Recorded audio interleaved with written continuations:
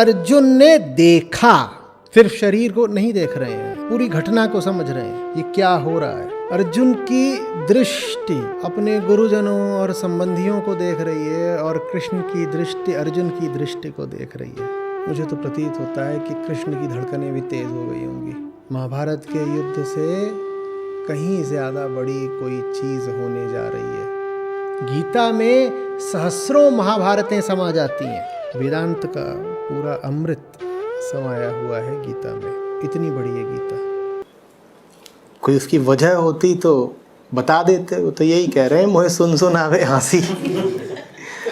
उसमें कुछ बताने लायक होता तो अगली पंक्ति में बता दिया होता कि बड़ा कोई घनघोर उसमें रहस्य है। रहस्य कुछ है ही नहीं, मूर्खता है, तो हंस देते हैं, मोहे सुन सुन आवे हंसी। समझना, जटिल समस्या सुलझाई जा सकती है।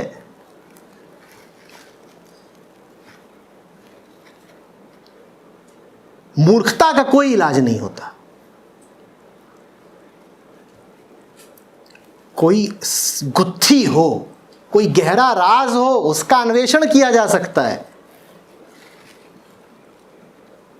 पर बिल्कुल स्पष्ट जाहिर मूढ़ता हो, उसका कोई इलाज नहीं होता। उस पर फिर बस यही है कि मोहे सुन सुन आवे हंसी। मछली रेगिस्तान में तड़प रही हो, उसकी मदद की जा सकती है। मछली के मुंह में कांटा फंस गया हो, उसकी मदद की जा सकती है। मछली बीमार हो गई हो, उसकी मदद की जा सकती है। पर पानी में मीन प्यासी, तो यही किया जा सकता है कि हंसो। मछली का चुनाव है अपना, कुछ होगी अकड़, पानी से कुछ दुश्मनी होगी कि ये पानी ठीक नहीं है, सागर से रूठी होगी, कुछ पंगा होगा। तो ऐसे में क्या करा जाएगा? हंसा ही जाएगा कि मछली ने सागर से रार ठानी है कि मैं भी कुछ हूं, तुझे दिखा के मानूंगी। तो बस आगे अब कोई ज्ञान नहीं दिया जा सकता, कोई समाधान नहीं दिया जा सकता। आगे अब बस हंसा जा सकता है।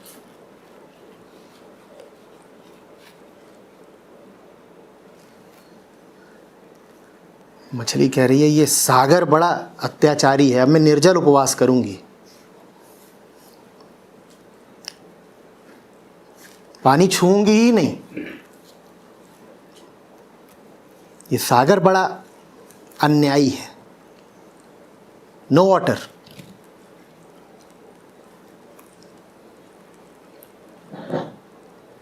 तो अब कबीर साहब भी क्या करेंगे? वो हंसते हैं, कह रहे हैं ये सागर के ही अंदर है और कह रही है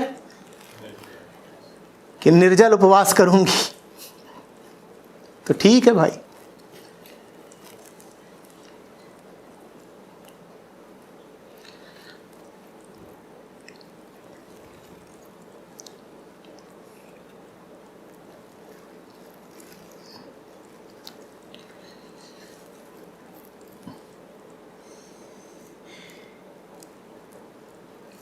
हम सबका भी ऐसा ही है।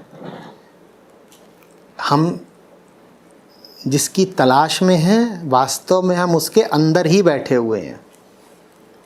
अंदर बैठे हुए हैं और रूठे हुए हैं, जैसे मछली सागर से रूठी हो।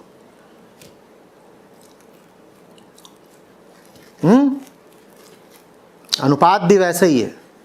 मछली को देखो कितनी बड़ी है और सागर को देखो, वैसे ही हम जिसके भीतर बैठे हैं वो अनंत है, हम इतने बड़े, और रूठे हम हुए हैं।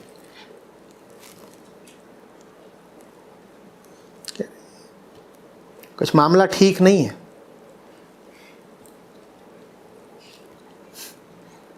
ये सागर जरूर हमसे कुछ लूट लेना चाहता है।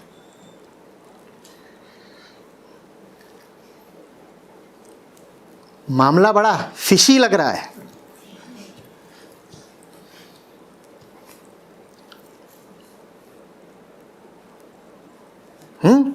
दो मछलियां सागर से रूठी हुई थीं। बताओ पहली ने दूसरी से क्या कहा?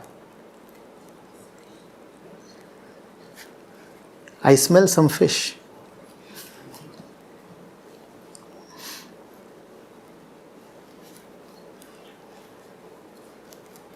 और उनका जोड़ा जब साथ चलता था तो उसको क्या बोलते थे?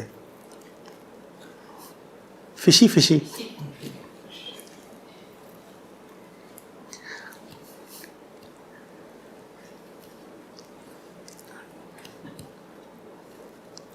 हम भी तो जोड़े ऐसे ही बनाते हैं ना। हम भी सागर से रूठे हैं, कोई और मिल जाए जो रूठा हुआ हो, वो हमारा जोड़ीदार हो गया।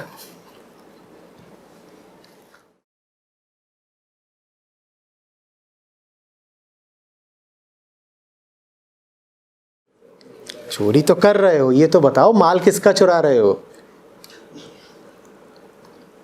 इसमें तो बड़ा मज़ा आया कि आज हमने भी हाथ साफ किया, आज इतनी चीज़ें चुराई हैं।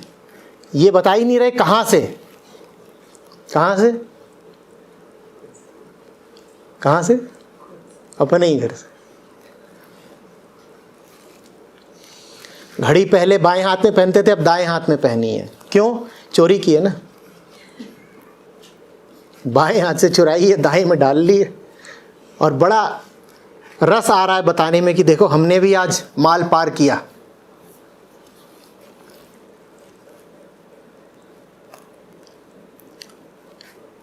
ये जो चोर है आंतरिक, ये किसी और का थोड़े ही कुछ नुकसान करता है, किसी और को थोड़े ही लूटता है, ये खुद ही लुटा जाता है। अपनी नजर में ये बड़ा होशियार है,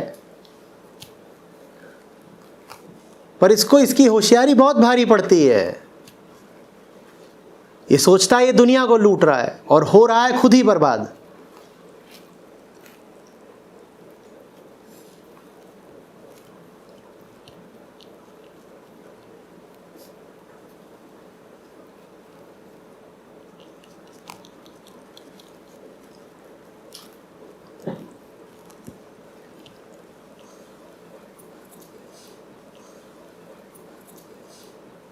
एक मानसिक बीमारी होती है जिसमें आदमी को अपने ही खून का स्वाद लग जाता है।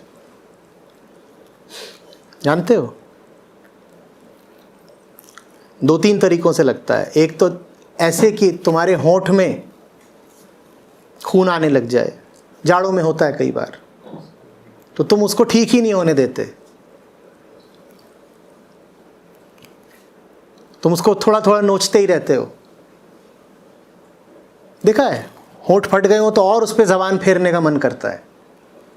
और कई लोग ज़बान फेरते फेरते खून का स्वाद लेना ही शुरू कर देते हैं। उनको पता भी नहीं चलता कि वो इस बीमारी से ग्रस्त हो गए हैं। खुलासा तब होता है जब 2 महीने 4 महीने बीत जाते हैं और होंठ ठीक ही नहीं होते। इसी तरीके से जो लोग दांतों से नाखून काटते हैं, नाखून काटते काटते वो उंगलियों का मांस काटना भी शुरू कर देते हैं। खाल से शुरू करते हैं और भीतर चलते जाते हैं, और उनको आदत लग जाती है अपनी ही खाल, अपना ही मांस खाने की। थोड़ा थोड़ा खून भी भीतर जाने लगता है। तुम उनकी उंगलियों के पोरों को देखो, उनके नाखूनों को देखो, तुम्हें दिख जाएगा कि इन्होंने खुद को ही खूब खाया और मज़े लिए हैं।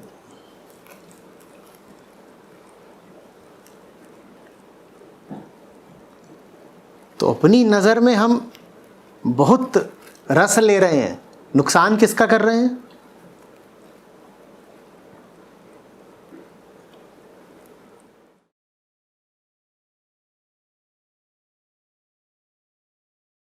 हम सबको सीधे सरल सत्य से कुछ समस्या है।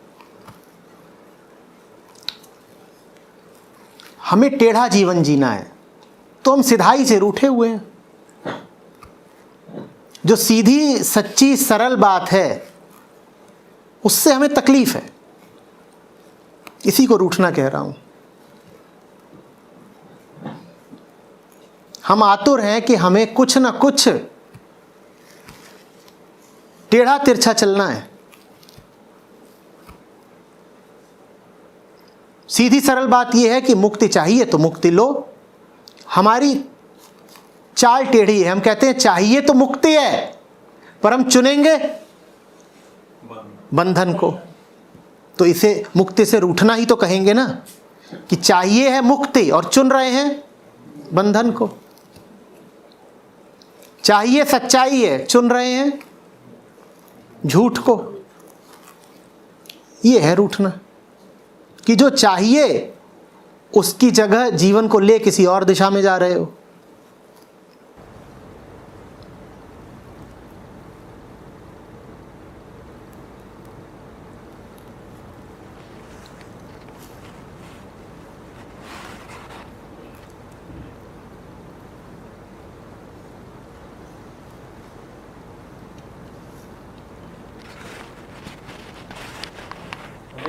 हमें ही बंधन रुचिकर लग जाता है ऐसे।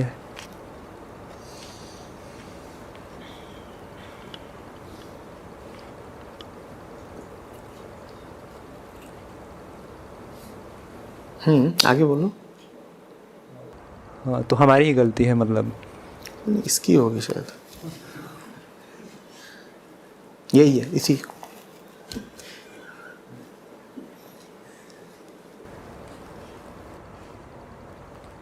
मतलब उसी दिशा में मेहनत की आवश्यकता है ना, मतलब उतनी तो मेहनत भी नहीं चाहिए।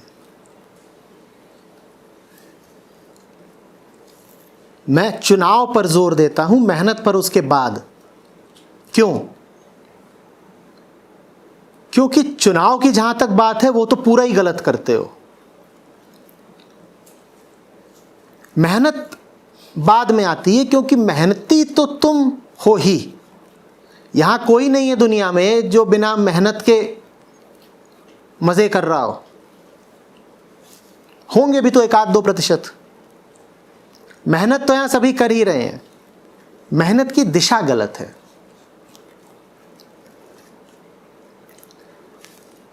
चुनाव गलत है, कहां मेहनत कर रहे हो यह बात गलत है।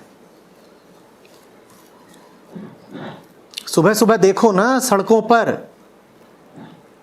पूरी दुनिया मेहनत में लगी हुई है। 9 बजे देखो गाड़ियों को, देखो मेट्रो को, ट्रैफिक जैम को। तो मेहनत तो सब कर ही रहे हैं, ये मेहनत नहीं करते, ये मेहनत नहीं करते। पर ये मेहनत कर करके वहां गड्ढा खोद रहे हैं जहां पानी ही नहीं है, तो प्यासे मरेंगे। मेहनत पूरी है, दिशा गलत है।